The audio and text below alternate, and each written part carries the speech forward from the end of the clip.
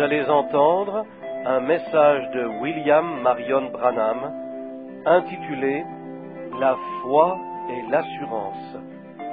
Ce message a été prêché à Oakland, Californie, États-Unis d'Amérique du Nord, le 12 avril 1947.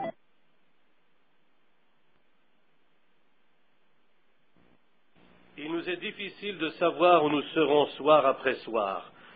Je pense que c'est la 3e fois que l'on change d'endroit en 4 jours. Et je pense que demain soir aussi, nous serons ailleurs. C'est ce qui rend la chose très difficile, de devoir ainsi déménager d'une place à l'autre. C'est un nouvel environnement d'un soir à l'autre, et cela complique les choses. Je pense que si jamais je reviens à Oakland, eh bien on pourrait par exemple avoir cet auditorium 1 semaine ou 2. C'est dans ces conditions que l'on peut tenir une véritable série de réunions et avoir de bonnes réunions. Ne pensez-vous pas? Je crois aussi que ça nous est possible. C'est dû à des horaires irréguliers. Je dirais même ceci, nous ne serons qu'un soir ou 2 ici. Ensuite, ça se tiendra à 160 kilomètres d'ici, tout juste comme nous parvenons au but, au moment où les gens peuvent commencer à voir le mouvement surnaturel de Dieu.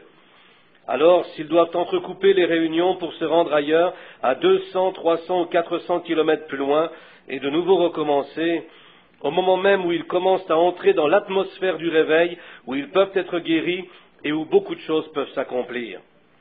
Aussi, je pense que lorsque je serai revenu du Canada, et avant de me rendre au Mexique ou ailleurs, je pense que l'on devra établir des lieux de réunion où nous pourrons passer, disons, 1 mois au même endroit, ou quelque chose comme cela, pour permettre aux gens de rester suffisamment de temps, ceux pour qui l'on a prié, afin de leur permettre de recevoir leur guérison par ce moyen. Ensuite, il y a des témoignages. Comme cela se passe dans ma propre ville, à Jeffersonville, en Indiana. Ce n'est pas parce que c'est là, mais quand on me voit rentrer en ville, des centaines de personnes affluent de partout. C'est parce que vous êtes établis en un lieu précis. Vous n'êtes pas toujours en train de déménager comme c'est ici le cas. Et puis, les amis, cela fait environ 6 mois que je suis sur la route, jour et nuit. J'ai eu aujourd'hui un merveilleux temps seul avec Dieu. Il n'y avait que le Seigneur et moi. Et je peux mieux me relaxer quand je suis seul. J'ai encore 5 autres réunions avant d'avoir un peu de repos, 5 autres réunions. Et puis au mois de mai, je prendrai le mois complet. Je partirai seul dans les Rocky Mountains. Là-bas, il vous semble que j'aime être seul avec Dieu. C'est comme cela qu'il m'est si précieux. Et puis je reviendrai pour les réunions au Canada. Bon, nous n'avons pas beaucoup de temps. À quelle heure devons-nous quitter l'auditorium? À 11 heures? Je crois que c'est à 11 heures qu'il ferme l'auditorium. Aussi, je désire vous parler ce soir, ne prendre qu'un peu de temps et vous enseigner la parole de foi, afin que vous sachiez comment vous approcher de Dieu. Il est de ces grands et profonds sujets dont les gens prétendent très bien connaître. Et quand vient l'épreuve de force, ils en savent si peu. C'est vrai. Et ce soir, nous verrons quelques-uns de ces sujets, et en passant dans 2 jours à l'autre auditorium, je donnerai le programme. Arrêt de l'enregistrement original, note de l'éditeur.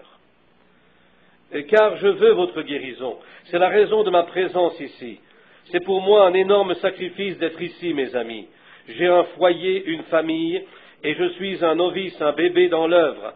Cela fait à peine quelques mois que le don de guérison m'est venu. Ce n'est pas ma maison, je vis dans un 2 pièces, dans une petite maison en forme de L. Ma femme transporte l'eau de la distance d'un demi-pâté de maison. Il m'a été offert de très belles maisons en différentes villes où on me disait « Je vous construirai une maison d'une valeur de $5,000, elle sera à vous. » Mais, les amis, avec moi, ce n'est pas l'argent. Je voudrais même ne jamais avoir à y penser. C'est pourquoi plusieurs d'entre vous ici m'avaient offert vos offrandes, mais je ne les accepte pas. Ce n'est pas vos finances que je désire, mais votre confiance. Je suis ici pour votre guérison. Comme je disais de ma petite maison, de ma femme et de mes 2 enfants, j'aimerais être avec eux ce soir. À l'heure qu'il est, 11 heures, cette fidèle épouse est sur ses genoux en train de prier pour moi. Elle sait que mes services commencent à peu près à cette heure-ci. Une mère aimante, elle prie pour moi.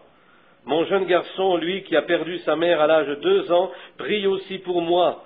Et d'une façon ou d'une autre, quand je monte en chair, je sens que leurs prières seront exaucées. Et je sais qu'il est prêt. Vous ne savez pas combien j'aimerais les voir ce soir, depuis que je les ai laissés à l'aéroport pour venir ici. Il y a quelques mois, ils s'agrippaient à mon manteau en pleurant. Un médecin qui vient à mon église m'avait dit qu'il ne me restait plus qu'1 an à vivre. Il avait dit qu'au train où j'allais, je m'effondrerais un de ces soirs en prêchant d'une crise cardiaque. Et mon jeune garçon a peur que ça m'arrive. C'est pourquoi il pleure et me dit « Papa, t'en vas pas !» Mais il y a quelque chose qui appelle pour les malades et les souffrants. Et mes amis, c'est seulement si vous me croyez que je pourrai vous aider. C'est de la seule manière que je pourrai jamais faire quoi que ce soit pour vous. Et comme j'aimerais être avec eux ce soir, vous ne savez pas combien j'aimerais. Plusieurs d'entre vous savez ce que c'est d'être au loin, pas vrai? C'est une petite cabane, tout au plus, mais ça ne prend pas une grosse maison pour former un foyer. C'est le caractère qui y règne qui fait le foyer. Et je suis heureux d'en avoir un. Que Dieu vous bénisse donc, et priez pour moi. Je vous en parlerai un peu plus dans 2 jours. Eh bien, ce soir, les amis, gardez tranquilles le plus possible les petits-enfants, et faites de même. Accordez-moi aussi toute votre attention pendant quelques moments. J'essaierai de vous expliquer du mieux que je le peux la raison de ma présence ici ce soir et comment vous devez vous approcher de Dieu afin de recevoir votre guérison. J'ai beaucoup souffert et je sais ce que c'est que d'être malade. Je veux vous venir en aide et je le pourrai seulement si vous croyez. Je veux saisir l'occasion.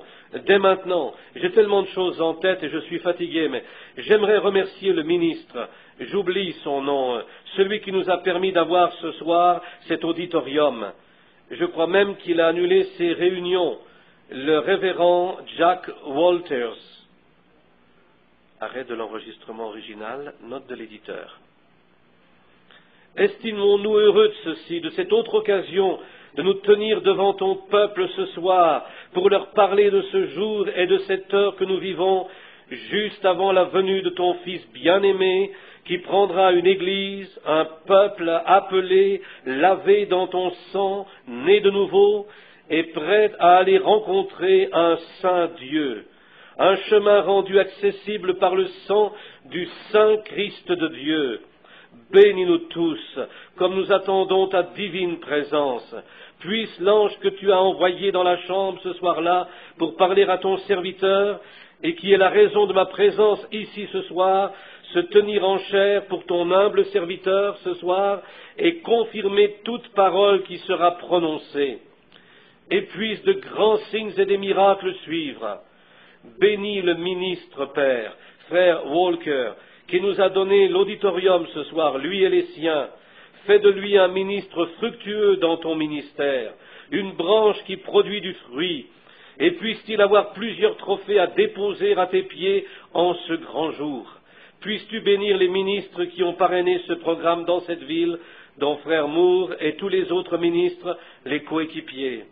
Ô Dieu, puissent leurs églises être des flammes de feu, de témoignages pour la gloire de Dieu en ces derniers jours mauvais, dans lesquels nous en vivons les ombres à l'ombre de la venue du juste.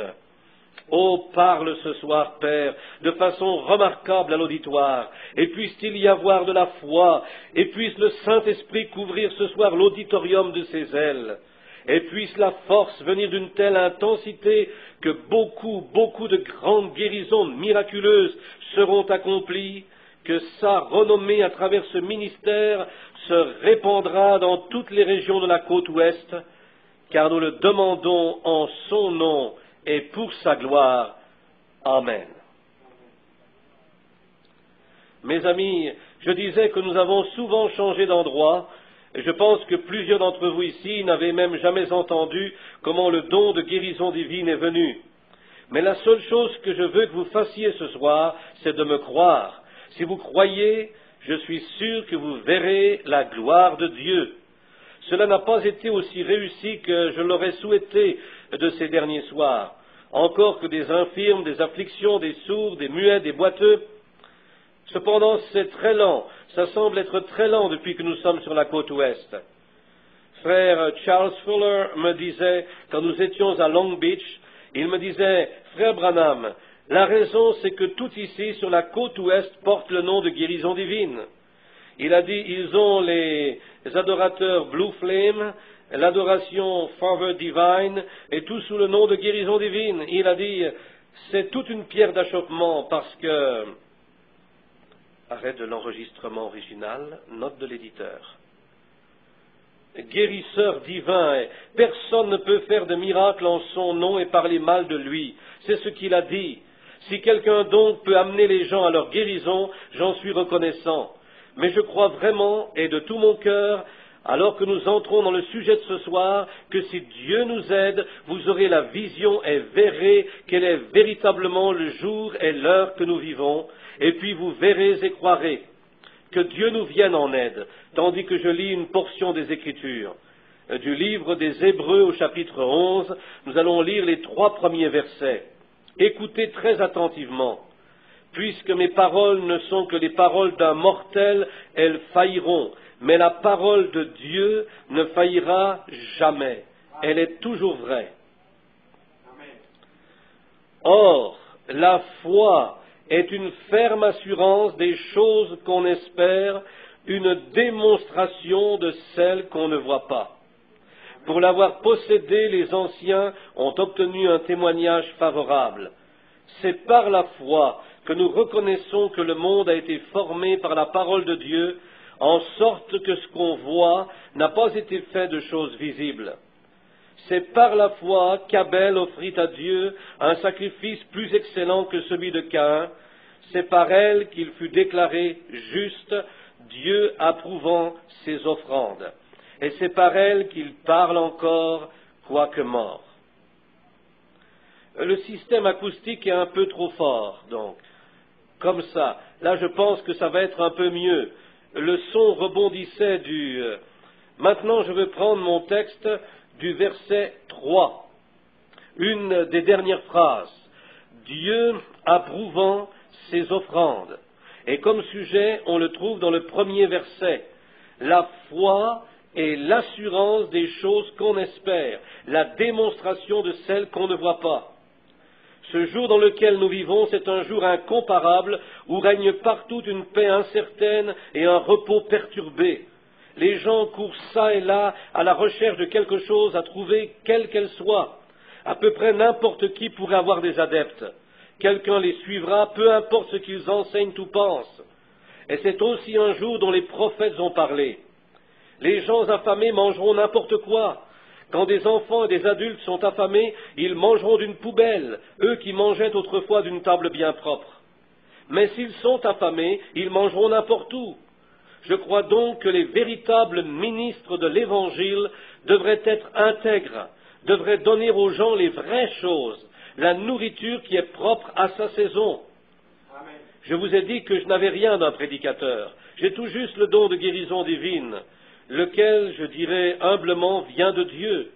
Je n'ai rien à faire avec l'arrivée de ce don. Arrêt de l'enregistrement original, note de l'éditeur. Une note dominante aux Écritures.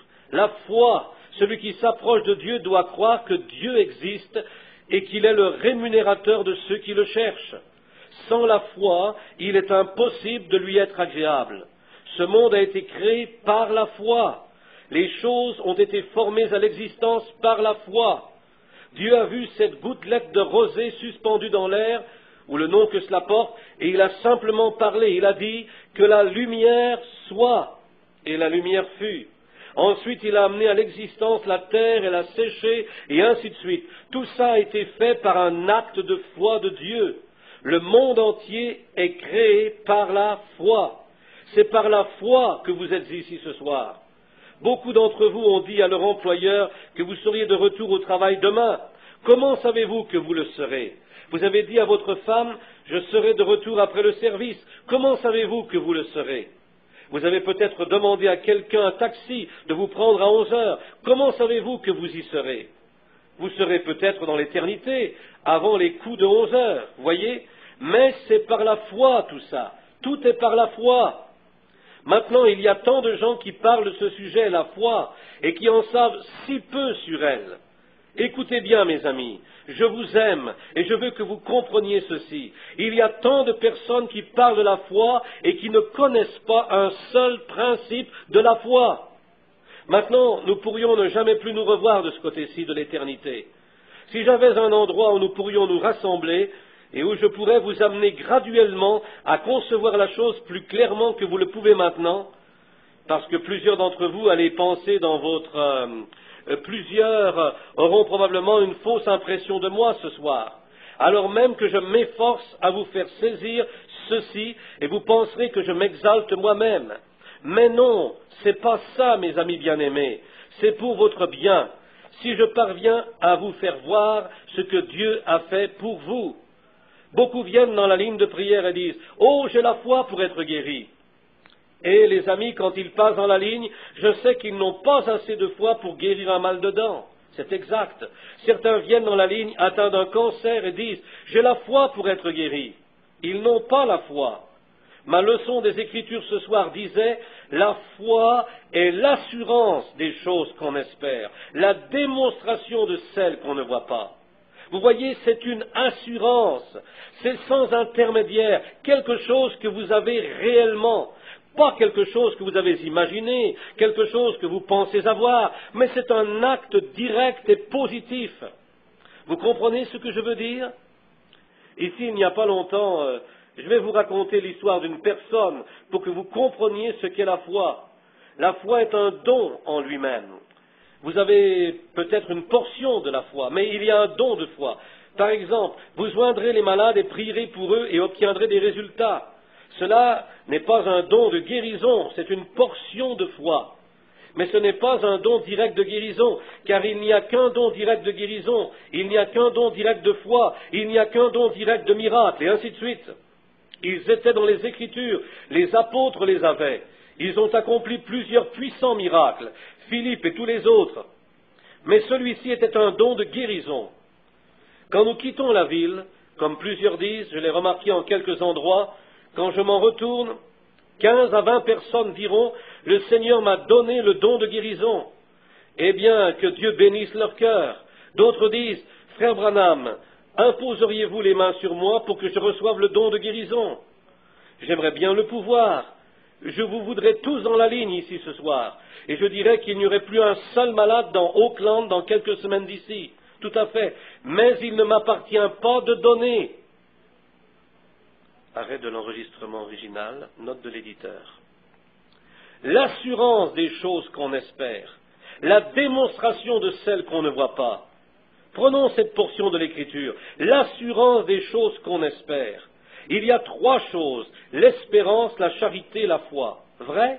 Maintenant, l'espérance est un élément, la foi en est un autre et la charité en est un autre. La charité, c'est l'amour. J'ai vu passer bien des gens, de bonnes gens, de réels chrétiens, mais qui n'avaient pas assez de foi pour être guéris. Tandis qu'un pécheur passe et a la foi pour être guéri. Vous voyez?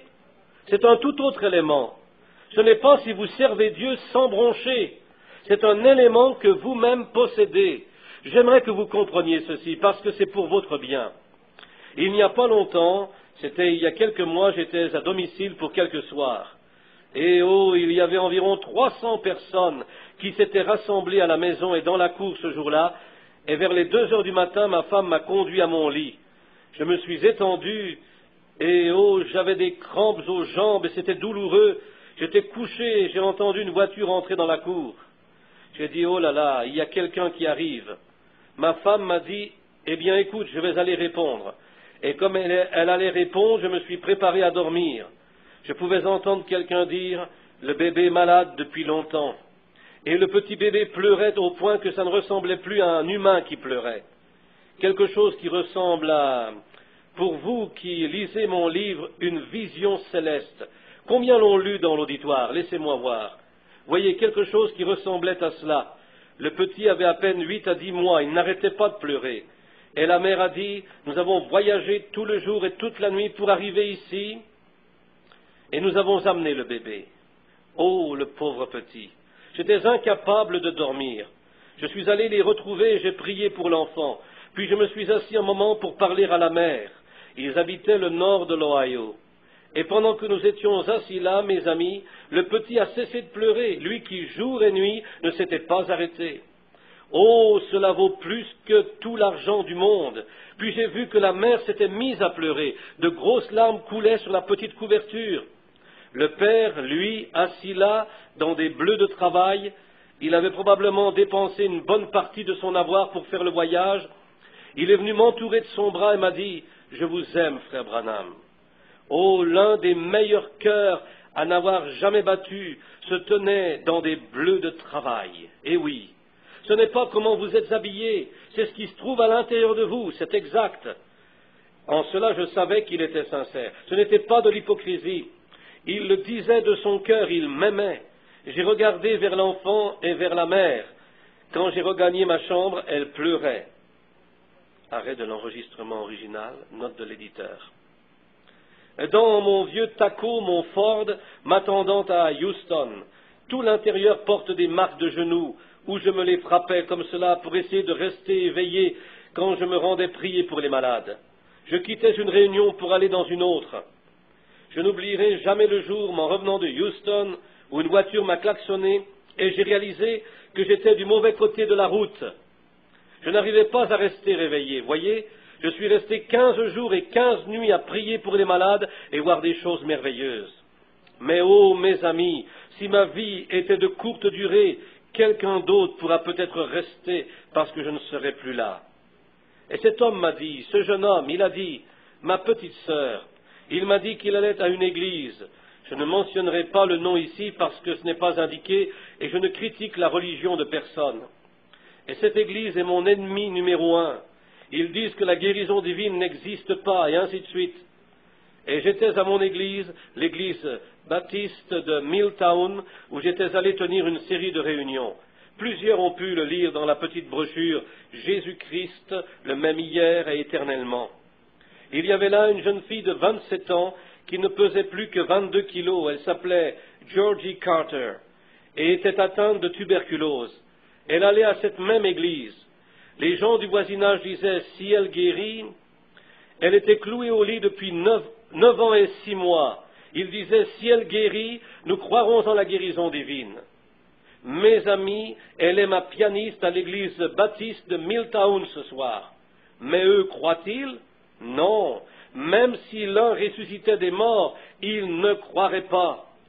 Soit dit en passant, j'ai vu un homme à la morgue, déclaré mort par 3 médecins. Eh bien, ce soir, il conduit une locomotive de la compagnie Pennsylvania. Et eux ne croient toujours pas. Tout à fait, ils ne croiront pas. Nous sommes dans l'heure où les yeux des gens sont si aveuglés par les soucis du monde et tous les autres soucis qu'ils n'arrivent pas à voir Dieu. Souvent, il est avec eux, mais ils passent à côté, comme c'était au temps du Christ, et sans le remarquer. Et maintenant, cet homme m'a dit, irez-vous? J'ai répondu, oui, monsieur. Il a ajouté, je ferais peut-être mieux de vous y conduire. J'ai dit, non, je vais essayer de rester réveillé. Là, ma femme s'est mise de la partie, elle m'a dit, chérie, tu vas tomber endormie quelque part. Je lui ai dit, non, tout ira bien, ma chérie. Je suis monté dans ma vieille voiture et je me suis mis en route. Je me suis dit, je vais faire attention. Sur la route, je me pinçais, je me mordais les doigts, et avec ma salive, je me frottais les yeux et tout, essayant de rester réveillé. Je sais que ça ne fait pas très hygiénique, mais je faisais tout pour parvenir jusqu'à la jeune fille. Et on a roulé environ 12 kilomètres sur une vieille route rurale. Et j'ai trouvé là la jeune fille couchée, une fille d'environ 17 ans, 18 ans. Elle était dans une condition lamentable. Quand je suis entré dans la chambre, elle était très nerveuse. Elle a dit, « Oh, êtes-vous frère Branham ?» J'ai dit, « Croyez-vous, sœur ?» Elle a dit, « Oh oui, je crois. » Elle a dit, « Je crois. Ça m'est égal ce que dit mon église. » Elle allait à l'église où elle est autrefois, c'est Georgie Carter. Elle a dit, « Ça m'est égal ce que dit mon église. Je crois. Je crois. » Son père était venu faire ma connaissance et me serrer la main. Il m'avait conduit à son lit. Il m'a dit, « Monsieur, c'est ce matin qu'elle doit être opérée. On craint qu'elle ne supporte pas le voyage. On doit la transporter jusqu'à New Albany, en Indiana. » Le premier hôpital se trouvait à peu près à 65 kilomètres de là, dont 12 kilomètres en région rurale, sur un chemin pas large du tout, à peine la largeur d'un wagon. Arrêt de l'enregistrement original, note de l'éditeur. D'aller à l'hôpital, elle aurait succombé avant son arrivée. Peut-être y a-t-il des médecins ici présents. Il y a habituellement des médecins qui viennent écouter les services. Son côté était protubérant et rouge, l'appendice était rompu et allait éclater à tout moment. Souvent j'allais avec le docteur Adair, le docteur de notre ville, celui qui vient à mon église.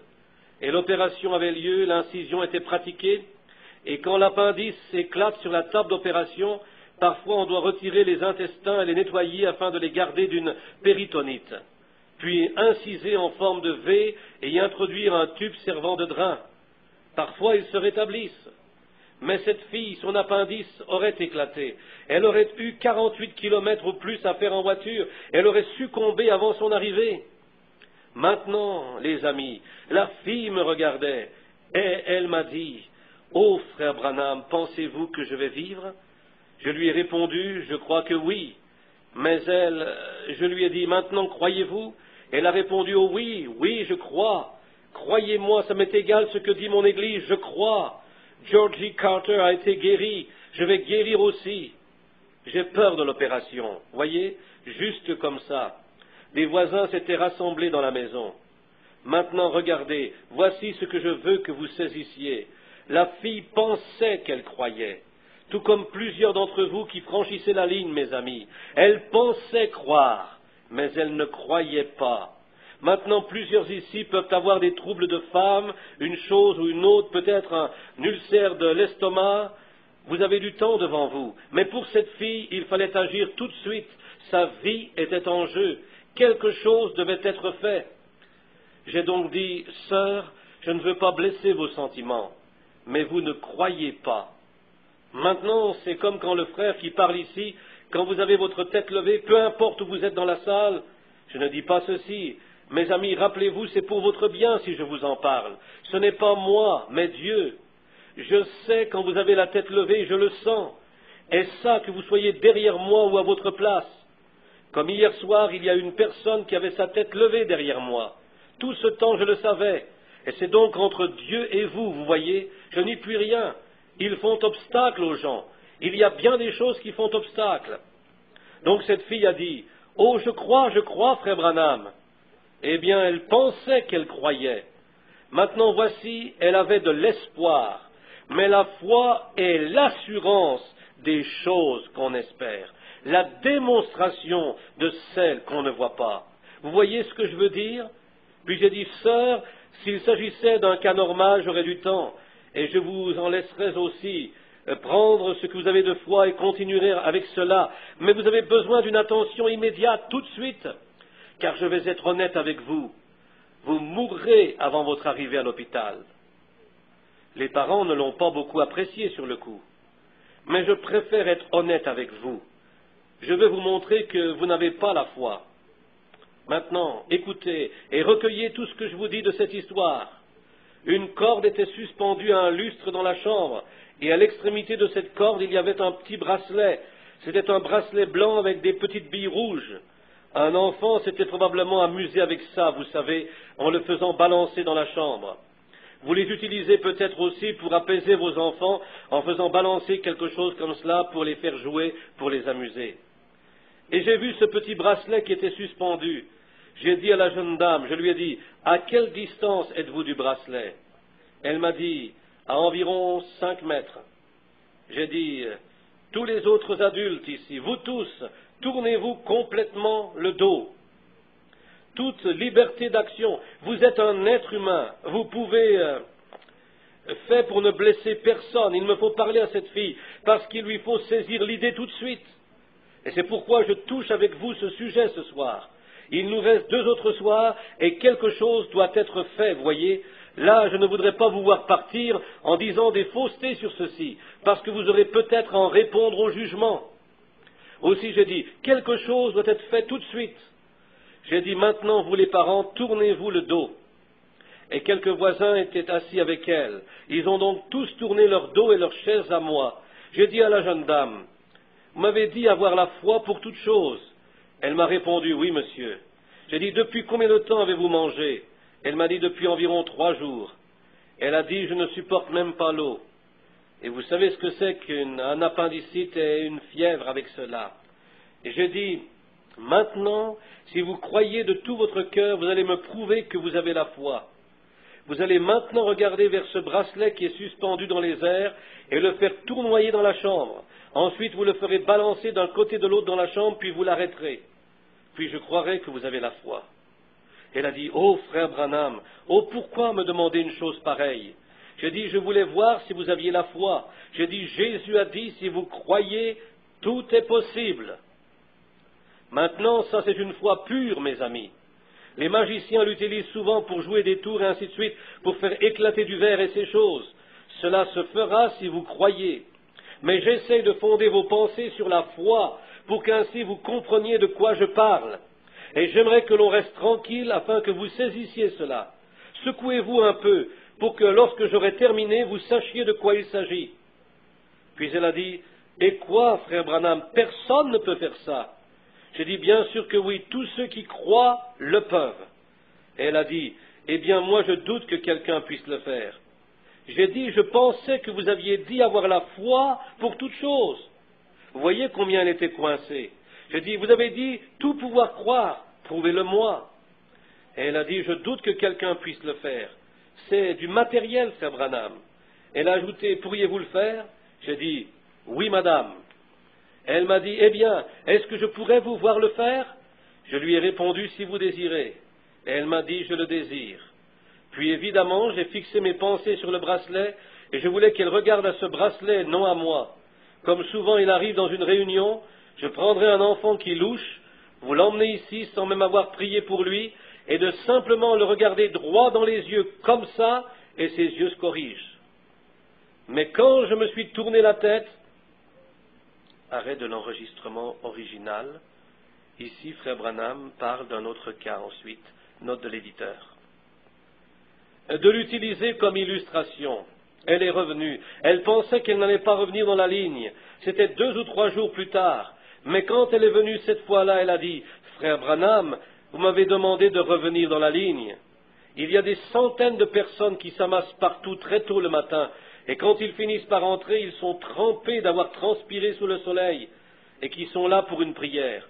Et puis quand Dieu l'eut guérie, ses 2 yeux se sont corrigés et elle était normale. Elle est sortie en se réjouissant, vous voyez. C'est là la différence entre votre foi et la foi de Dieu. Maintenant donc, fixant mes yeux sur ce bracelet, ce que vous pouvez aussi faire si vous ne doutez pas dans votre cœur. Il s'est mis à tourner. Ensuite, il a balancé d'un côté de l'autre, a tourné, s'est arrêté à mi-chemin. Elle a dit, frère Branham, c'est du spiritisme. Je dis, j'ai bien pensé que vous diriez quelque chose comme cela. N'est-ce pas étrange de la part de ceux qui disent connaître Dieu, que d'en connaître si peu de lui? Ne pensez-vous pas? Elle a dit, vous savez que nous appartenons à l'Église de Christ. Oh, excusez-moi, je ne voulais pas dire cela. Veuillez m'excuser, vous de l'Église de Christ. Je ne voulais pas dire cela. De toute façon, elle a dit, nous parlons quand la Bible parle et nous gardons silence quand elle fait silence. Vous savez avoir ce slogan. Je me suis interrogé là-dessus à quelques reprises. J'ai dit, très bien. Elle a dit, on ne peut trouver une chose pareille dans la Bible. J'ai dit, j'ai pensé que vous le diriez. J'ai dit, bien sûr que c'est dans la Bible. Elle a dit, eh bien, je ne crois pas ça. J'ai dit, bien, vous ne le croyez pas. Elle a dit, non, montrez-moi donc ça dans la Bible. J'ai dit, un jour, Jésus passa près d'un arbre. Il aurait voulu en avoir quelques fruits. Il n'y avait pas de fruits dans l'arbre. Il l'a maudit et l'arbre s'est mis à se dessécher. Et sur l'heure du midi, quand ils sont revenus, l'arbre était sec. Pierre lui fit remarquer avec quelle rapidité l'arbre s'était desséché. Il a dit, si vous disiez dans votre cœur à l'arbre de s'arracher et de se jeter dans la mer, et que vous n'en doutiez point, il vous obéirait. Ne l'a-t-il pas dit? Là, je lui ai dit, lui-même a dit, si vous dites à cette montagne, déplace-toi, et que vous ne doutiez point dans votre cœur, peu à peu cela s'accomplira. Ne l'a-t-il pas dit? Il l'a dit en effet. J'ai dit, je sais que votre pasteur incrédule, pour essayer de justifier son incrédulité, a dit qu'il s'agissait là d'une montagne de péché. Je suis aussi allé à l'école. Il était sur le mont des Oliviers. C'était le mont des Oliviers où il a dit, si vous dites en vous-même à la montagne de se déplacer que vous ne doutez pas. J'ai dit, de quelle foi s'agit-il? Il a dit, si vous aviez de la foi comme un grain de sénévé. J'ai dit, maintenant, si une foi de la grosseur d'un grain de sénévé peut faire bouger une montagne, d'une combien plus petite foi aurez-vous besoin pour simplement faire bouger ce bracelet? Vous voyez ce que je veux dire? Bon, je me suis souvent demandé pourquoi il avait parlé d'un grain de sénévé. Arrêt de l'enregistrement original, note de l'éditeur. Jésus n'a pu faire beaucoup de puissants miracles à cause de quoi? C'est ça. Voyez combien les gens connaissent peu. Les gens connaissent peu de choses de la foi. C'est étonnant, les amis, de constater combien ils connaissent peu de choses de la foi. Ils en parlent tant, et pourtant ils en connaissent si peu. Et puis elle a dit, eh bien, vous voulez me dire alors quel rôle cela joue avec Dieu? Ce rôle-là. J'ai dit, maintenant, voyez, un ange est venu dans ma chambre et m'a dit qu'il y a très longtemps, avant ma naissance, j'ai été ordonné à avoir un don de guérison divine. Et il est venu dans ma chambre ce soir-là. Et il m'a dit que Dieu avait envoyé le don et que c'était un don de guérison divine pour les gens. Et que si je pouvais amener les gens à me croire et à être sincère quand je prie, rien ne tiendrait devant cette prière. J'ai dit donc de parler face à face avec cet être surnaturel, je crois cela de tout mon cœur. Et si je peux vous amener à me croire de tout votre cœur, c'est ce qui fait bouger Dieu, et vous serez guéris. Ta foi t'a sauvé. Vous voyez ce que je veux dire? La foi pour croire vous a sauvé. Non pas ce que vous donniez comme évidence et imaginiez dans votre esprit, mais ce que vous savez réellement, la démonstration même des choses qu'on ne voit pas. Vous voyez ce que je veux dire? Ensuite, la fille a dit, « Frère Branham, je comprends en effet qu'il y a quelque chose au-delà de ce que j'ai jamais atteint. » Elle a dit, « J'essayerai de tout mon cœur. Ô Dieu, aie pitié de moi, permets que je croie. » Et j'ai pris sa main. Il y avait une vibration qui venait de cet appendice qui s'était rompu. J'ai prié et cela s'est immédiatement arrêté. J'ai dit que Dieu vous bénisse, sœur. Votre foi maintenant vous a sauvé. Quelques instants plus tard, j'étais assis dans un fauteuil et je me suis endormi. Le jour se levait. Il m'avait fallu un peu de repos avant de m'en retourner à la maison parce que je craignais de m'endormir au volant et d'avoir un accident. J'étais assis là quand ils ont appelé l'ambulance pour leur dire que ce n'était plus nécessaire. Quand un membre de la famille m'a réveillé, eh bien la fille s'était levée de son lit et avait mangé 1 litre de crème glacée. La foi est le seul sens direct et positif. Et c'est le 6e sens. La foi vaut plus que la vue. La foi vaut plus que le toucher. Vous ne touchez pas la foi. Vous ne goûtez pas la foi. Vous ne sentez pas la foi. Vous ne voyez pas la foi. La foi est l'assurance des choses qu'on espère. La conviction de celles qu'on ne voit pas. Amen. Voici, vous voyez cette Bible. Je veux cette Bible, je la regarde et je la veux. La foi est la substance des choses qu'on espère, la conviction de celles qu'on ne voit pas. Vous voyez ce que je veux dire? Je pense avoir ici dans ma poche un vieux canif Barlow que je garde depuis des années. Maintenant, je ne vois pas ce canif, je ne touche pas ce canif, je ne goûte pas ce canif, je ne sens pas ce canif, mais je sais que ce petit couteau est dans ma poche. Comment je le sais? Parce que je crois qu'il y est. Maintenant, s'il n'y est pas, la foi l'y mettra s'il n'y est pas. C'est difficile à avaler, je sais, mais c'est la vérité. Si vous croyez, tout est possible. Vous avez peur de prendre Dieu à sa parole, les amis. Vous avez peur. Maintenant, j'ai peut-être laissé ce canif sur mon bureau quand je me suis changé tout à l'heure. Mais aussi sûr que ce canif est sur mon bureau en ce moment, si je crois de tout mon cœur, il sera dans ma poche. C'est difficile à avaler, mais Dieu est capable de le mettre là, si vous le croyez. Je voudrais vous montrer quelque chose ici. Venez ici, révérend Kitchen. Êtes-vous Sir Martin? Viendriez-vous ici un moment? Je voudrais vous montrer quelque chose, les amis. Viendriez-vous ici si ça ne vous ennuie pas? Je ne veux pas faire de spectacle avec vous, ma sœur, mais c'est pour la gloire de Dieu. Maintenant, regardez, les amis, je vais vous montrer quelque chose. Je crois qu'il y a une femme debout devant moi.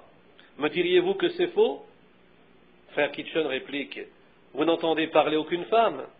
Non, je n'entends parler aucune femme. Vous ne touchez aucune femme? Non, monsieur. Comment je sais qu'il y a là une femme? Vous ne goûtez aucune femme? Non. Comment pouvez-vous dire qu'il y a là une femme? Parce que mon sens de la vue me dit que je vois une femme. Eh bien, en êtes-vous sûr? J'en suis sûr. Il y a là une femme. Croyez-vous que j'ai raison? Oui. Vous autres dans la salle, pensez-vous que j'ai raison? Arrêt de l'enregistrement original, note de l'éditeur. C'est la main d'une femme. Je sais que c'est une femme parce que je la touche. Pensez-vous pouvoir m'en dissuader? Non. C'est direct, je le sais que c'était une femme. J'ai le dos tourné à elle, mais je sais toutefois que c'est une femme, voyez, parce que mon sens du toucher me dit qu'il y a là une femme. Voyez ce que je veux dire? Bon, la vue me dit qu'il y a là une femme en ce moment, je ne la touche pas. C'est mon sens de la vue qui me le dit. Je sais qu'elle est là parce que je la regarde. Je vais fermer mes yeux, je sais qu'elle est là en ce moment, pas parce que je la vois, mais parce que je touche sa main. Je sais qu'elle est là. Je ne la vois pas, mais cependant je la touche. Mon sens du toucher me dit qu'il y a là une femme. Voyez ce que je veux dire? Maintenant, la foi est l'assurance des choses qu'on espère, la démonstration.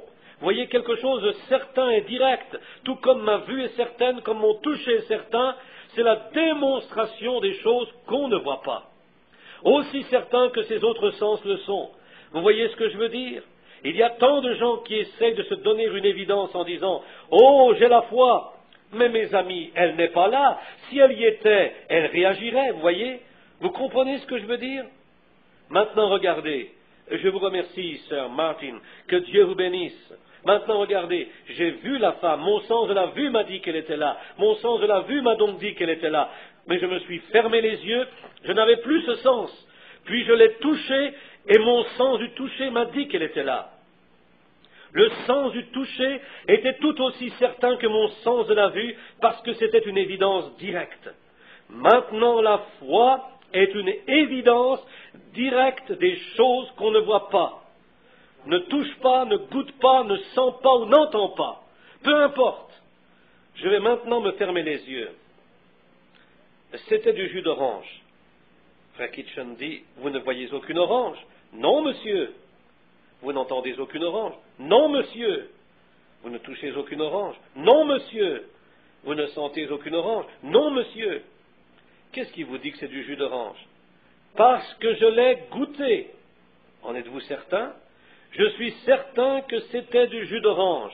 Ce n'était pas du citron, ni du raisin, ni du pamplemousse. C'était du jus d'orange parce que mon sens du goûter, je ne l'ai pas senti, ni entendu, ni touché, ni vu. Mais mon sens du goûter m'a dit que c'était du jus d'orange. Pensez-vous que j'ai raison? Vous avez raison. Certainement que c'en était. Mon sens du goûter a prouvé que c'était du jus d'orange. Maintenant, même si vous vous obstiniez à me dire que c'était de l'eau, je sais que c'est du jus d'orange. Je l'ai goûté, vous voyez? Vous pourriez en faire autant, et si votre sens du goûter n'est pas altéré, vous direz aussi que c'est du jus d'orange. Et si vous avez de la foi, vous comprendrez ce que je dis. Maintenant, surveillons cela à nouveau, voyons ceci. Je sens un parfum, c'est du parfum. Frère Kitchen dit, vous n'en voyez pas. Non, je n'en vois pas. Vous n'en entendez pas. Non, je n'entends pas de parfum. Vous n'en goûtez pas. Je n'en goûte pas. Vous n'en touchez pas. Je n'en touche pas. Qu'est-ce qui vous dit que c'est du parfum? Parce que je le sens. Amen. C'est exact. Mon sens de l'odorat me dit que c'était du parfum. Arrêt de l'enregistrement original, note de l'éditeur. Frère Kitchen dit, musique. Non, monsieur. Oh, qu'est-ce qui vous fait penser que c'est de la musique? Je l'entends et je sais que c'est de la musique. En êtes-vous certain? J'en suis certain. La dame joue, croit seulement. Pensez-vous que j'ai raison? Vous avez raison. Essayez de m'en dissuader. Je ne la vois pas, ne la goûte pas, ne la touche pas, ne la sens pas, mais je l'entends. N'en étais-je pas certain? Est-ce que je sais avoir raison? Pourquoi? Maintenant, voilà les 5 sens du corps. Ils sont positifs, n'est-ce pas? Vous savez quand ils s'expriment. Vous le savez. Maintenant, vous regardez l'auditoire. Vous savez que vous me regardez. Eh bien, quoi alors, les amis? La foi. Voici la foi et l'assurance des choses qu'on espère, la démonstration de celles qu'on ne voit pas. C'est positif, vous en êtes conscient. Nul n'est besoin qu'on vous en parle davantage. C'est aussi évident que n'importe lequel de ces 5 autres sens du corps. Vous comprenez ce que je veux dire? Combien ici ont maintenant une vue d'ensemble de ce que je dis? Montrez-moi vos mains. Voyez, voyez. Ce n'est pas ce que vous essayez de vous faire croire. Maintenant, disons que j'essaye de me faire croire que j'entends de la musique, je ne l'entendrai pas. Est-ce que je peux me faire croire que je sens du parfum? Il n'y en a pas, il faudrait que j'en mette. Voyez ce que je veux dire? Et la foi est ce positif, c'est un acte positif. Vous en êtes conscient. Oh là là, j'espère que vous voyez ce que je veux dire. Vous voyez, c'est l'assurance des choses qu'on espère, la démonstration de celles qu'on ne voit pas. Vous ne les voyez pas, vous ne les goûtez pas. Quelqu'un dira, je ne me sens pas mieux. Eh bien quoi? Pourquoi n'allez-vous pas mieux?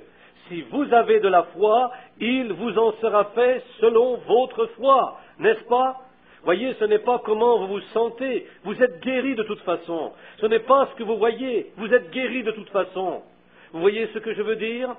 Vous reconnaissez cela. Il n'y a rien qui pourrait l'enlever de votre cœur. Vous en êtes conscient. Il s'agit de cet acte positif.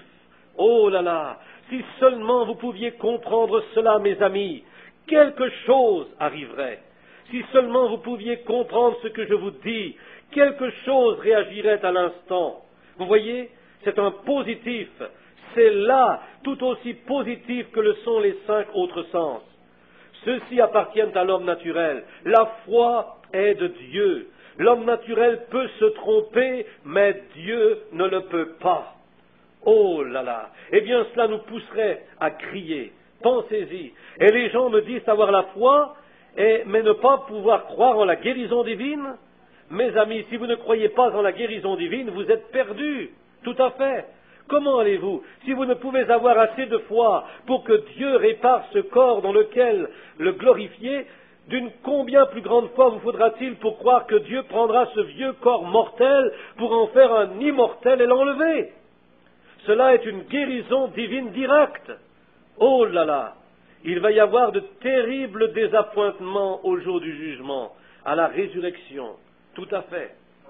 La foi, nous devons atteindre à un lieu tel que nous serons changés comme Enoch l'a été. C'est exact. Une foi, un témoignage qui a plu à Dieu. L'écriture qui suit dit qu'Enoch a eu un témoignage de foi qui a plu à Dieu. N'est-ce pas vrai? Et la Bible dit, sans la foi, il est impossible de plaire à Dieu. Vous devez donc avoir... Arrêt de l'enregistrement original, note de l'éditeur. Non pas un don des miracles, bien que plusieurs miracles sont accomplis avec cela, mais c'est un don de guérison. Les gens obtiennent la guérison. Ils sortent, prient pour cela et s'en retournent. Et oh, ils sont guéris. Attendez que je quitte la ville, mes amis. Longtemps après mon départ, vous entendrez témoigner les gens dans vos églises et dire « Eh bien, ce cancer, il est parti.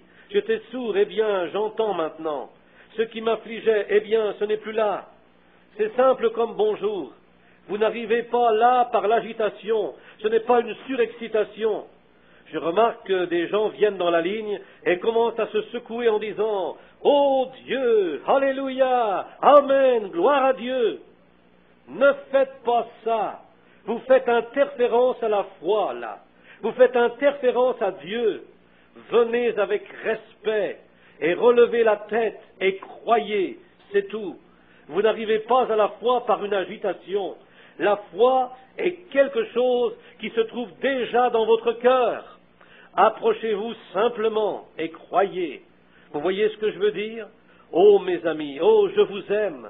Je n'userais pas de cette honnêteté avec vous si je ne vous aimais pas. Mais je vous aime trop pour vous voir vous en tirer sans cela. Voyez, vous devez comprendre.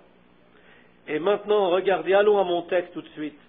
Dieu a témoigné du don d'Abel. Dieu témoigne toujours de ses dons. Pas vrai?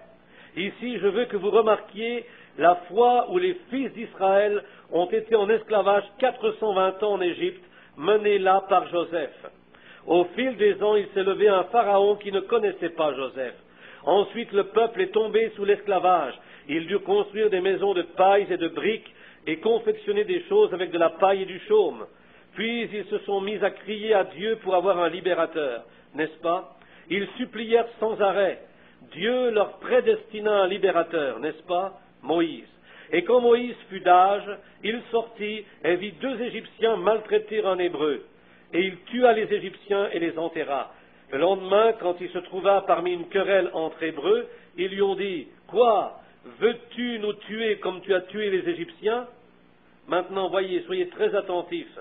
Moïse, celui qui devait les délivrer, le don de Dieu au peuple, ils ne l'ont pas compris. Vous voyez ce que je veux dire?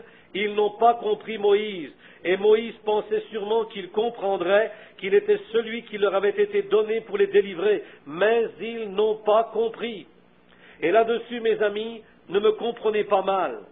Et puis-je dire ceci avec respect, sachant que je suis en route pour l'éternité et que je devrais être jugé un de ces jours. Des milliers de personnes passent à côté du don qui leur est envoyé. Voyez, ils ne peuvent pas comprendre ces choses. Et ils regarderont et diront, « Oh, il n'est qu'un homme. » C'est vrai. Était-ce Dieu ou Moïse qui a délivré le peuple? C'était Dieu en Moïse. Vous voyez? Ils ont supplié pour avoir un libérateur. Et quand Dieu leur a envoyé ce libérateur, ils ne l'ont pas reconnu. Parce que c'était par... Arrêt de l'enregistrement original, note de l'éditeur. Demeure en moi, c'est lui qui fait les œuvres, voyez, mais il était le don de Dieu pour le monde. Dieu nous l'a donné à vous et à moi. N'en êtes-vous pas heureux? Voyez, Dieu le donna. Bon, ceux qui croient que Dieu l'a donné peuvent être sauvés, mais ceux qui ne le croient pas ne peuvent être sauvés, n'est-ce pas vrai? Et il n'y a aucun autre moyen d'entrer dans le royaume que par lui. Vrai? Eh bien maintenant, si vous croyez cela, vous pouvez être sauvés. Mais si vous ne croyez pas cela, vous ne pouvez pas être sauvés parce qu'il est le don de Dieu. Voyez, les Écritures disent, nous savons que Dieu est avec Christ parce que personne ne peut faire les œuvres qu'il fait si Dieu n'est avec lui. N'est-ce pas vrai? Alors qu'est-ce que c'était? Dieu témoignait que c'était son Fils unique. Pas vrai? Dieu en témoigne. Il a dit, celui-ci est mon Fils. Il a dit, si vous ne me croyez pas, croyez du moins à cause des œuvres. Vrai? Il a dit, l'homme témoigne de lui-même. Vous savez comment se lisent les Écritures, mais si après avoir témoigné la chose n'arrive pas, alors ne me croyez pas. Mais si je témoigne et que ce que je dis est vrai, mon Père en témoignera. Et si je vous parle d'un don de guérison divine et que Dieu n'en rend pas témoignage, ne vous en occupez pas, ce n'est pas vrai. Mais si Dieu en témoigne, croyez-y. C'est le don de Dieu qui vous est donné. Tout à fait.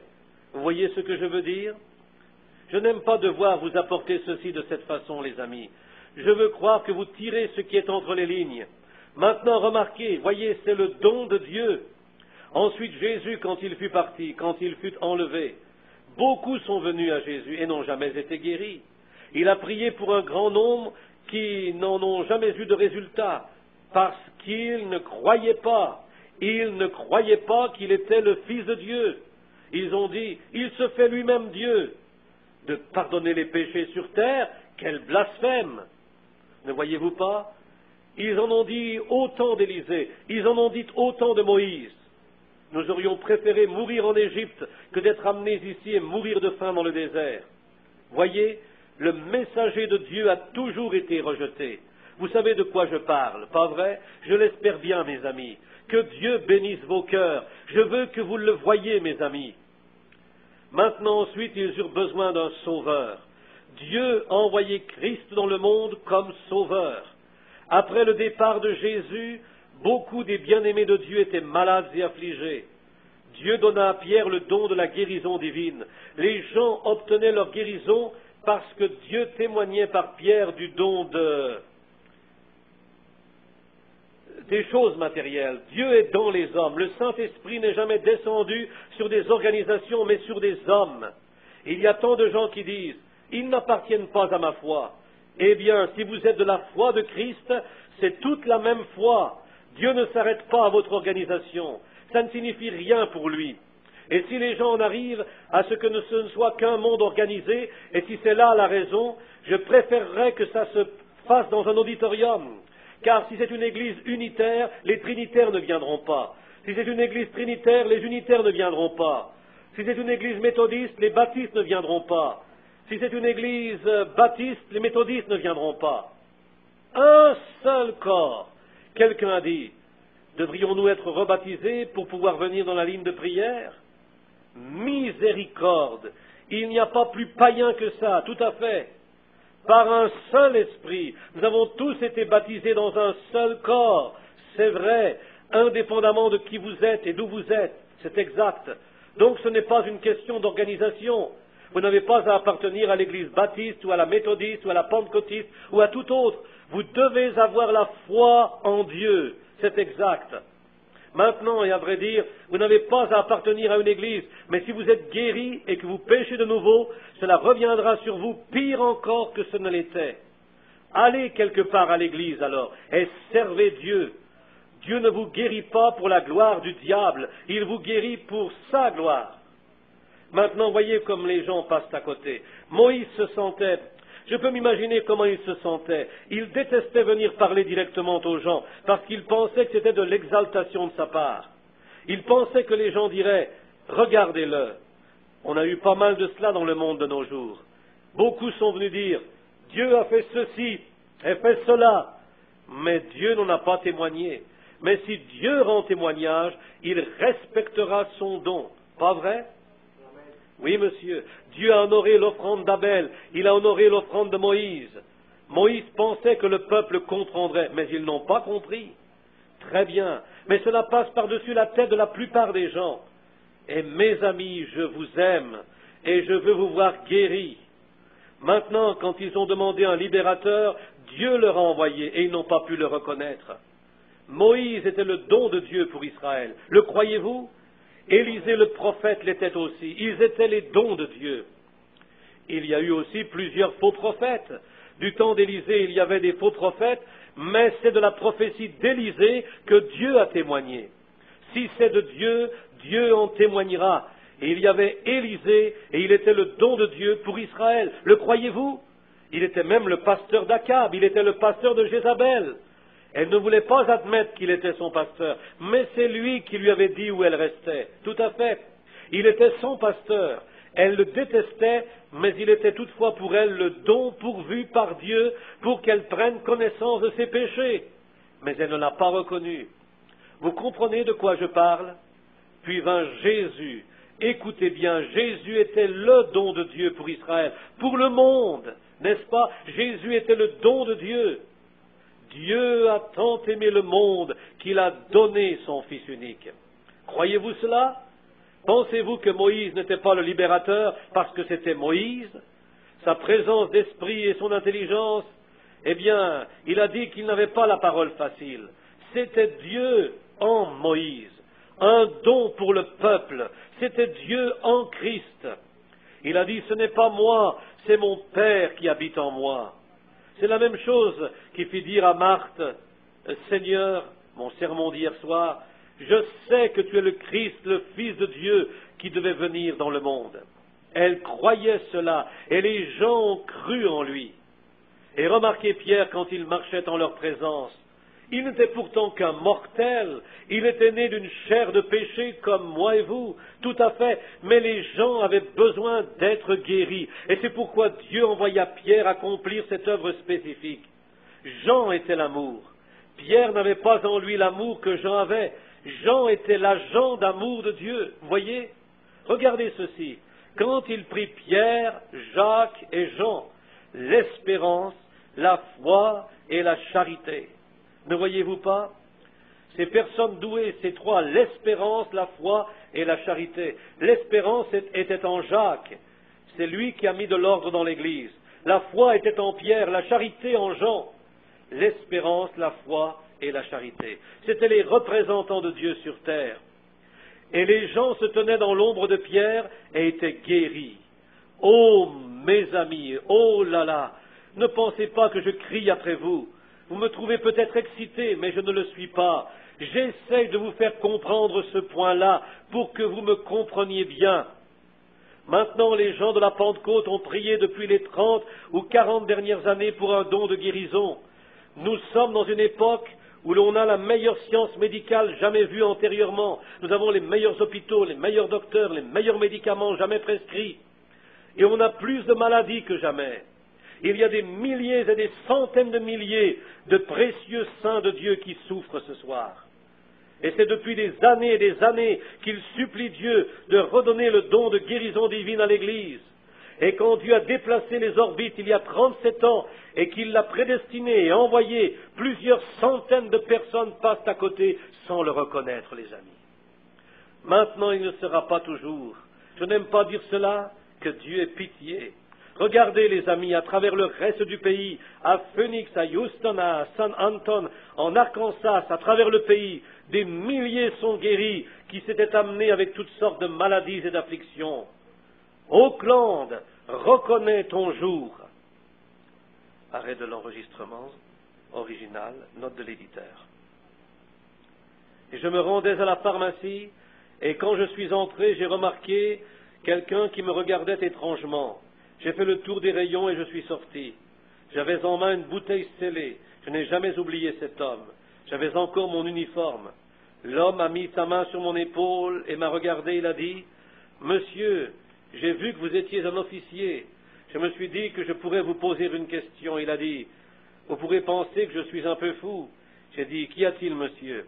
Il a dit, « Je vis à Paducah, au Kentucky. » Il a dit, « Ma santé se détériore depuis près de 2 ans. » Il a dit, « La semaine dernière, j'ai fait un drôle de rêve. J'ai rêvé que je devais venir à Jeffersonville, en Indiana, et trouver quelqu'un du nom de Branham qui prierait pour moi. » Il a dit, « Savez-vous s'il y a des Branham qui vivent ici ou non ?» Eh bien, vous ne savez pas comment je me sentais. Je me suis alors dit, « Oh, Dieu en témoigne. » J'ai dit, « Oui, monsieur, je sais qu'il y a des Branham qui vivent ici. » Il a dit, « Savez-vous s'il en est un qui prie pour les malades ?» J'ai dit, « C'est moi. » Il m'a simplement regardé comme cela et des larmes se sont mises à couler sur ses joues. Il m'a pris par la main, j'ai pris sa main et j'ai ôté mon chapeau. J'ai déposé mon chapeau et mon arme dans mon chapeau.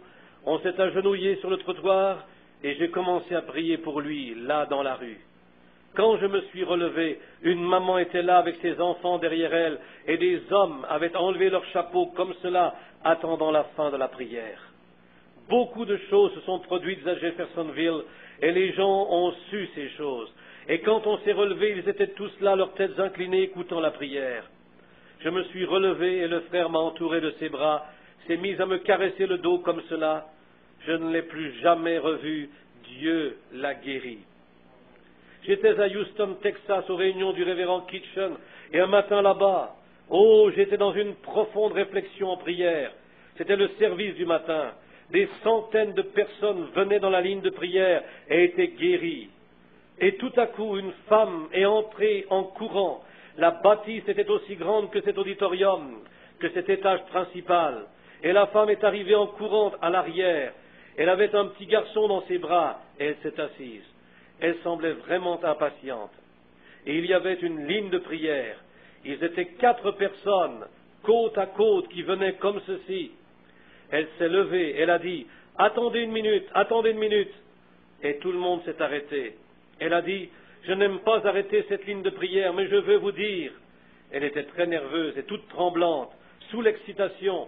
Elle a dit, « J'habite à Houston Ouest. » Houston est d'une grande superficie de plusieurs kilomètres d'est en ouest, et nous étions dans l'est de la ville. Elle a dit, « Ce matin, ma voisine, la mère de ce petit enfant, son père était un vieux prédicateur méthodiste, il est mort depuis 20 ans. Elle a dit, avant de mourir, il avait l'habitude de prêcher dans les environs, et il disait qu'un jour Dieu rendrait les dons à l'Église des nations avant la fin de la dispensation des gentils, comme il l'a fait pour les Juifs. Elle ajouta, l'enfant de sa fille, c'est son enfant ici. Elle a dit, elle se sent faible. Elle a dit, ce matin, après avoir fait son ménage, elle a rangé sa vadrouille, elle est allée s'étendre au pied de son lit pour se reposer. Elle a dit, elle a eu subitement un rêve. Elle a vu un grand nuage noir se lever, et de ce nuage qui s'est mis à reculer est apparu son père qui est décédé. Et il a dit, lève-toi, prends l'enfant, et rends-toi au Houston Gospel Tabernacle. Le don de guérison divine est là. Eh bien, elle a cru que ce n'était qu'un rêve. Elle n'avait jamais entendu parler du Houston Gospel Tabernacle.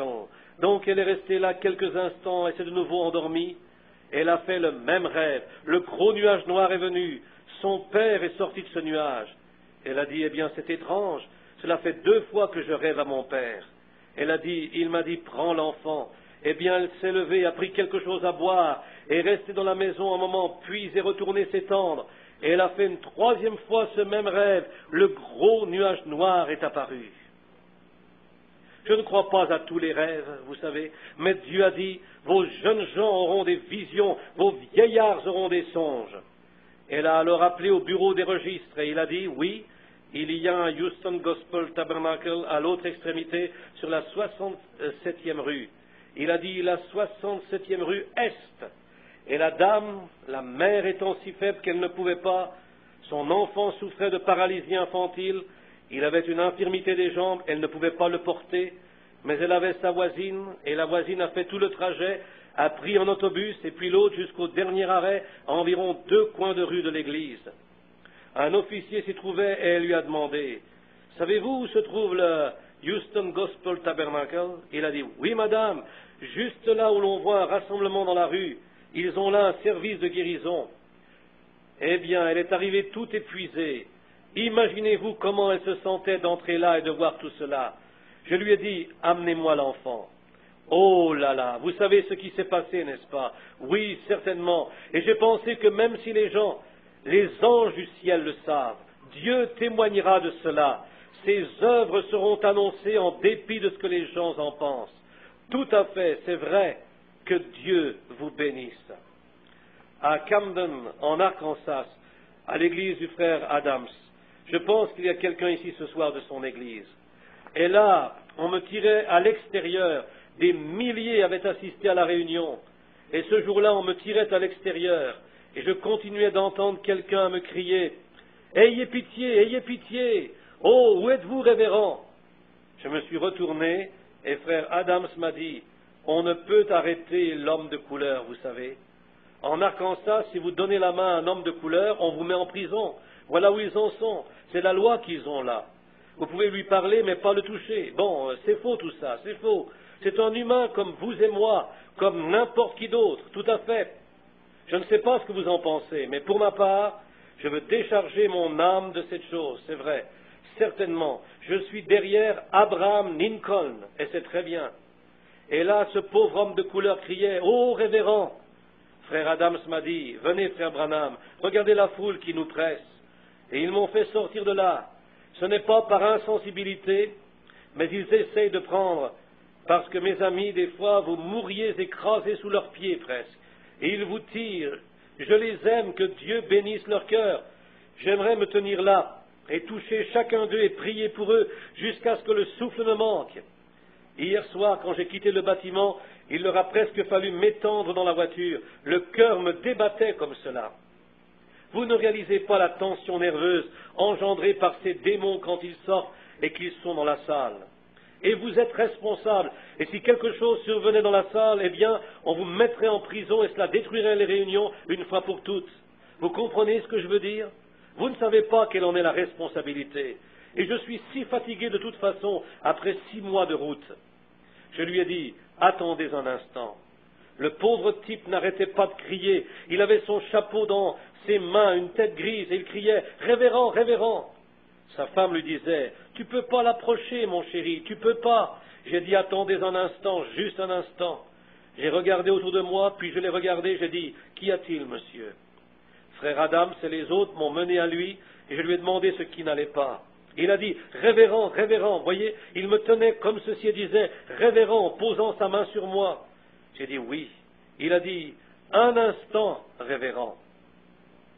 Il a dit, avant-hier soir, ma vieille mère qui est morte il y a presque 20 ans, elle était une chrétienne, je suis aveugle depuis plus de 12 ans. Il a dit, et la nuit dernière, ou plutôt dans la nuit d'avant, j'ai rêvé que Dieu avait envoyé son don de guérison divine. Et c'était à Camden, Arkansas, et que je ne devais pas vous laisser m'ignorer. Il a dit, révérend, s'il vous plaît, ne m'ignorez pas. Pensez-vous que je l'aurais pu? Qui lui était? C'est Dieu. Qu'on me jette en prison, ça m'est parfaitement égal. Et là, devant ce pauvre vieil homme, j'ai pris ses mains. Il avait perdu la vue lors d'une explosion. J'ai pris ses mains et j'ai prié pour lui. Sa femme pleurait, des larmes coulaient sur son manteau comme cela. Elle est assise là. Quand j'ai eu terminé de prier, il paraissait très étonné. Il a regardé tout autour, a commencé à cligner des yeux et a dit « Chérie, n'est-ce pas là une automobile ?» Et c'était la voiture où nous étions assis. Des larmes coulaient de ses yeux. Il a commencé à lever ses mains dans les airs et à se réjouir. Ô frère, Dieu témoignera de ses dons. Les cieux et la terre pourraient passer, mais Dieu, lui, va agir.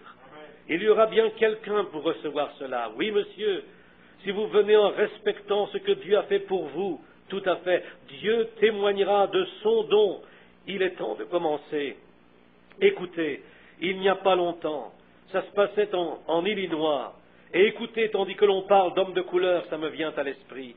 C'était là-bas, dans un grand amphithéâtre. Beaucoup savent de quel bâtiment il s'agit. Comme j'étais là, je regardais autour de moi et je voyais différentes choses. J'ai vu un vieil homme de couleur, la tête garnie d'une couronne de cheveux blancs, et il s'est approché comme ceci en regardant. Après un bout de temps, il est arrivé devant quelque chose, s'est arrêté, a enlevé son chapeau, l'a tenu derrière lui, il a penché sa tête, j'ai vu qu'il était en train de prier. J'ai attendu qu'il finisse de prier avant d'aller vers lui, et je lui ai dit, « Monsieur, je suis un ministre. » J'ai dit, « J'ai vu que vous priez. Qu'y a-t-il de si émouvant ici ?» Il m'a regardé, des larmes coulaient sur ses pauvres joues ridées. Il a dit, « Prédicateur, regardez là !» J'ai relevé la tête et j'ai regardé dans cette direction, et ça semblait être de vieux vêtements qui étaient là. J'ai dit, « Je ne vois que des vêtements. » Et c'est ce que beaucoup de gens voient, les signes naturels. J'ai dit, « Je ne vois que des vêtements. » Il a dit, « Voyez cette sorte de cercle qu'il y a dessus, prédicateur ?» J'ai répondu, « Oui, monsieur. » Il a dit, « Touchez mon côté, ce sont les marques d'une ceinture d'esclave. Ce cercle est le sang d'Abraham Lincoln. » Il a dit, « Le sang d'Abraham Lincoln m'a enlevé cette ceinture d'esclave. Pourquoi je ne devrais pas ôter mon chapeau et dire une prière ?» Et je pense ce soir que si un homme de couleur, pour la liberté et ses droits, a pu ôter son chapeau devant le sang d'Abraham Lincoln, que devraient faire les chrétiens devant le sang de Jésus-Christ? Oh, mes amis, je m'attendais à avoir plus de foi à Oakland et à Los Angeles aussi. Ceux qui l'ont dernièrement reçu, ce sont les Espagnols de l'Arizona. Ils ont vite saisi l'idée, ils ont reconnu le don de Dieu qui leur était envoyé. Ils sont venus directement sur l'estrade. J'ai vu de ces chères vieilles mères espagnoles perdre connaissance, tomber et être retirées de la ligne avant d'arriver à moi. Elles y ont cru. Une d'entre elles avait même rêvé qu'elle ne parlait même pas l'anglais. Elle avait vu l'être surnaturel se tenir. Vous avez la lettre ici, n'est-ce pas? Plusieurs. Pourquoi? Eh bien, Dieu témoignera de son don, n'est-ce pas vrai? Oh, mes amis, vous savez de quoi je parle. Comprenez-vous maintenant de quoi je parle? Arrêt de l'enregistrement original, note de l'éditeur. Des gens sont venus ce soir, comme ce fut à l'époque des apôtres. Puissent-ils réaliser que ceci est pour eux leur temps apostolique. L'heure de la réponse à leur prière est maintenant venue. Le Saint-Esprit dans la forme de la guérison pour leur corps. Accorde-le, cher Dieu. Puisse-t-il y avoir beaucoup de gens guéris ce soir. Aie pitié, Père, et fais en sorte que chacun de ceux qui viennent ce soir viennent comme ils l'ont fait quand ils sont passés près de ton humble serviteur, Simon-Pierre. Ils ont été portés dans son ombre et ont été complètement guéris parce qu'ils ont reconnu Dieu dans l'homme. Puissent-ils reconnaître Dieu comme ils l'ont fait pour Moïse. Dieu était en Christ réconciliant le monde à lui-même. Puissent-ils reconnaître Dieu ce soir dans son peuple. Accorde-le, cher Père.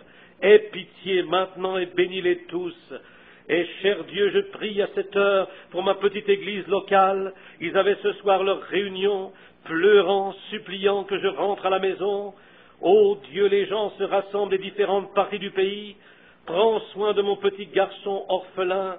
Veux-tu, cher Dieu? Oh, je suis ici en train de me battre, essayant de mon mieux, cher Dieu, d'obéir à ce qui m'a été demandé de faire. Et puissent les gens reconnaître, Père, quel en est le sacrifice et ce que tu as fait pour eux. Puissent-ils reconnaître ce jour et qu'un grand nombre soit guéri de leur maladie et qu'ils rendent un témoignage à cette ville, car nous le demandons dans le beau nom de Jésus-Christ, ton Fils bien-aimé. Amen. Ils viennent de tous côtés. Oh, comme j'aimerais je sais que vous saisissez, que Dieu bénisse vos cœurs. Je crois que vous avez saisi. Chantons maintenant, tandis que l'orchestre joue, crois seulement. Chantons tous à haute voix. Allons. Crois seulement, tout est possible. Crois seulement, tout est possible. Crois seulement. Juste un moment, croyez-vous que Dieu est au milieu de nous ce soir? Le croyez-vous? Croyez-vous qu'il vous a envoyé la guérison? Le croyez-vous de tout votre cœur? Alors chantons ceci avec nos mains sur nos cœurs. Seigneur, je crois. Seigneur, je crois. Tout est possible. Seigneur, je crois. Seigneur, je crois. Seigneur, je crois. Tout est possible. Seigneur, je crois.